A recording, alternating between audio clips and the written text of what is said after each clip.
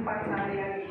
Dua pembelajaran kali ini, yang pertama itu agar kamu dapat mengidentifikasi masalah sederhana yang terjadi dalam kehidupan sehari-hari kamu. Lalu kamu juga dapat menyusun solusi dari permasalahan yang sedang kamu hadapi dengan tahapan-tahapan yang teratur. Lalu tujuan yang terakhir yaitu agar kamu semua dapat menjelaskan tahapan pemecahan masalah yang sedang kamu hadapi dengan menggunakan konsep berpikir komputasional. Kita apa sih yang menjadi masalah yang pernah kalian hadapi? Mungkin pada saat jam istirahat di sekolah. Kira-kira ada yang bisa memberi contoh masalah apa yang sedang terjadi atau yang pernah kalian alami saat break time? Ya, Bang Samuel? Kehilangan duit. Kehilangan duit, ya. Apa Soka? Arga? Masalah. Iya, masalah yang pernah dialami saat jam istirahat. Jatuh. Yang lain? Ayo. Mungkin ada yang pernah kehilangan bukunya. Mungkin ada yang melihat sampah berserakan di kelas. Ada? Mungkin pernah mengalami kursi meja yang tak teratur pada saat jam istirahat. Ya, selanjutnya, nah, masalah-masalah sederhana itu contohnya seperti ini.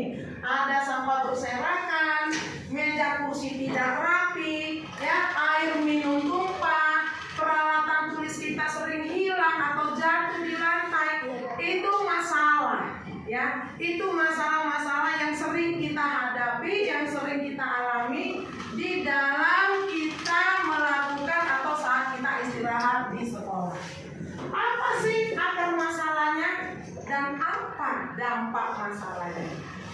Kita perhatikan, ya. Konsepnya yaitu problem solving dan kaitannya dengan berpikir komputasional. Nah, problem solving ini mengidentifikasi masalah. Kita kenali dulu masalahnya, lalu kita pahami situasinya dan informasi apa saja yang dapat kita terima atau yang kita ambil pada saat masalah itu terjadi. Lalu yang berikutnya merancang solusi, ya, merancang jalan keluar dari permasalahan itu. Apakah itu strateginya atau tindakannya? Lalu melaksanakan solusinya agar permasalahan itu dapat cepat selesai, ya, dan mengevaluasi hasilnya. Sedangkan berpikir komputasional, nah, berpikir komputasional itu cara berpikir sistematis. Cara kita berpikir sistematis untuk menyelesaikan masalah seperti seorang ilmuwan komputer. Ini dia, seperti menguraikan masalah besar menjadi bagian-bagian yang kecil, ya, disebut dekomposisi. Lalu ada mencari pola dari masalah tersebut, yaitu disebut dengan pola. Lalu ada memfokuskan pada informasi penting saja, ya, disebut dengan abstraksi. Lalu ada membuat langkah-langkah logis atau algoritma. Nah, jadi berpikir komputasional itu ada 4. Yang pertama, yuk sebutkan. Dekomposisi, Pola, abstraksi, algoritma. Gampang kan? Berpikir komputasional itu. Yang pertama, masalah besar kita jadikan bagian-bagian yang kecil dulu. Lalu yang kedua, kita melihat pola-pola permasalahannya. Lalu ketiga, memfokuskan pada informasi-informasi yang penting, yaitu abstraksinya. Dan yang terakhir adalah langkah-langkah algoritma. Oke, selanjutnya,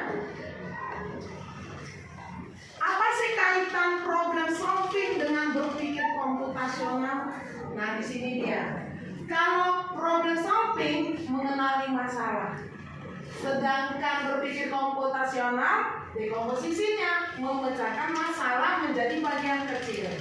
Ini yang tadi ya. Lalu kalau problem solving menganalisis situasi, melihat keadaan, situasi, suasana. Sedangkan berpikir komputasional itu fokus pada hal penting saja, yaitu abstraksi. Lalu untuk problem solving menentukan solusi atau jalan keluar yang terbaik dari permasalahan itu. Sedangkan berpikir komputasional itu menemukan pola yang berulang-ulang dari permasalahan tersebut. Dan yang terakhir menyusun dan menerapkan langkah-langkah pada problem solving untuk menyelesaikan masalah. Sedangkan berpikir komputasional yaitu menyusun instruksi langkah demi langkah. Itulah yang disebut dengan algoritma. Ini kita mau lihat ya, berpikir komputasional itu belajar memecahkan masalah secara terstruktur dan efisien. Maksudnya terstruktur itu begini, ya. Terstruktur itu dia berurutan. Nah, dari awal ya, dari awal terjadinya proses selanjutnya menjadi hasil. Itulah terstruktur. Sedangkan efisien itu artinya hemat. Ya, hemat waktu mungkin ya, hemat mengeluarkan tenaga untuk memecahkan masalah. Nah, yang menjadi dasar penting dalam dunia digital ya, jadi belajar memecahkan masalah secara terstruktur dan efisien itu sangat penting untuk dasar penting dalam dunia digital, pemrograman dan kecerdasan buatan. Itu yang bisa kita buat ya. Mau ambil suatu permasalahan ya, buat satu permasalahan yaitu tempat sampah di sekolah sering tercampur antara sampah organik dan anorganik. Nah, langkah-langkah berpikir komputasional itu seperti ini. Dekomposisinya, pisahkan dulu jenis sampahnya. Ada berapa jenis sampah? Ada 3. Sampah apa aja? Organik, anorganik, dan sampah beracun. Kalian pasti sudah mempelajari 3 jenis sampah itu kan? Apa itu sampah organik? Yuk, siapa tahu? Ya, sampah organik, silakan. Sampah yang bisa didaur ulang. Lagi? Yuk, siapa lagi yang tahu? Ya, sampah. Ya, mudah membusuk. Semuanya benar ya. Sampah yang bisa didaur ulang, sampah yang mudah membusuk ya. Lalu di sini ada lagi sampah anorganik. Sampah apa itu sampah anorganik? Yuk. Ya. Bang Malvin, sampah anorganik apa itu? Sampah yang tidak bisa membusuk, tidak bisa terurai. Contohnya apa? Yang tidak bisa membusuk? Plastik. Lalu yang terakhir? Kaleng. Kertas. Kertas bisa membusuk nggak? Bisa. Baja ya. Nah, besi nggak bisa dia membusuk. Ya. Oke, selanjutnya langkah berpikirnya itu apa lagi? Yaitu pola. Ya, sampah plastik sering ditemukan di kantin. Ya. Ya memang ya, kita semuanya pasti lebih banyak sampah plastiknya daripada sampah membusuknya. Lalu abstraksi, fokus pada jenis sampah. Jenis sampah yang ada di sekolah kita ini apa aja? Karena kan makanan kantin ya, jajanan-jajanan yang kita bawa. Ada berapa macam? Apakah di sini sering terjadi sampah beracun? Terasa jarang ya, jarang ya. Kita kalau sampah beracun itu contohnya apa? Oh tidak, itu sampah organik. Nah, kalau sampah yang beracun apa itu contohnya? Ya, baterai, bagus. Yuk, siapa lagi? Sampah yang beracun, obat nyamuk,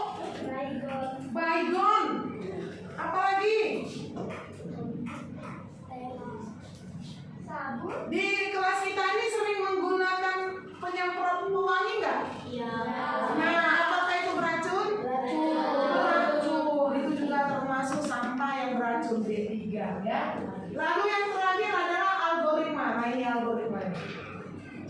Yang pertama ambil sampah, lalu lihat jenisnya. Selanjutnya masukkan ke tempat sampah yang sesuai.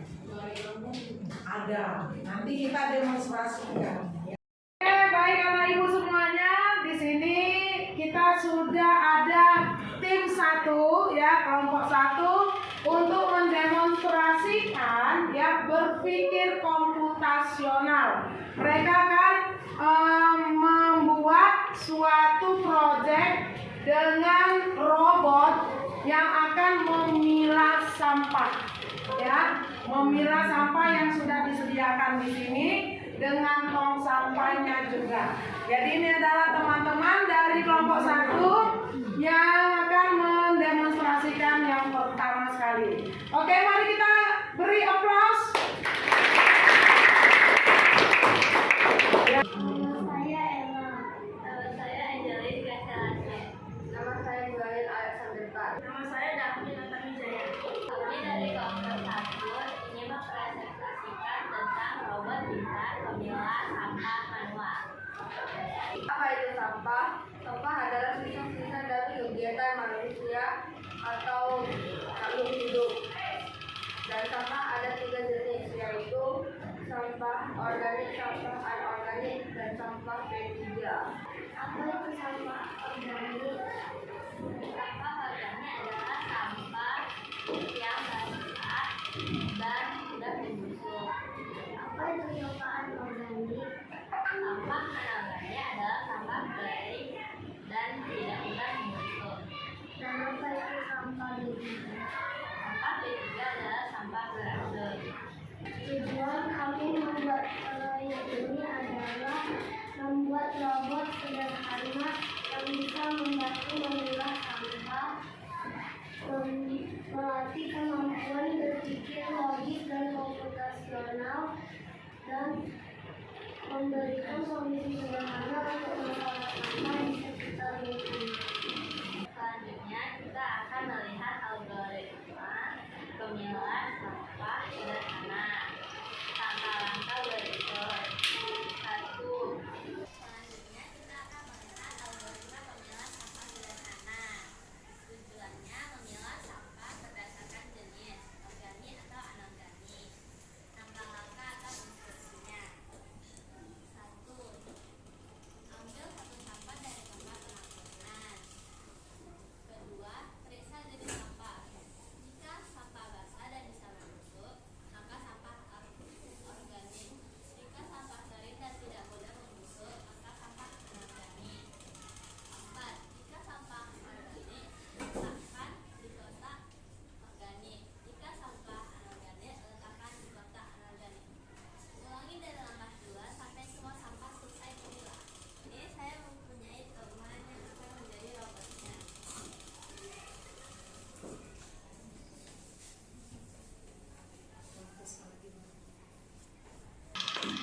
Silakan kerjakan. Robot, silakan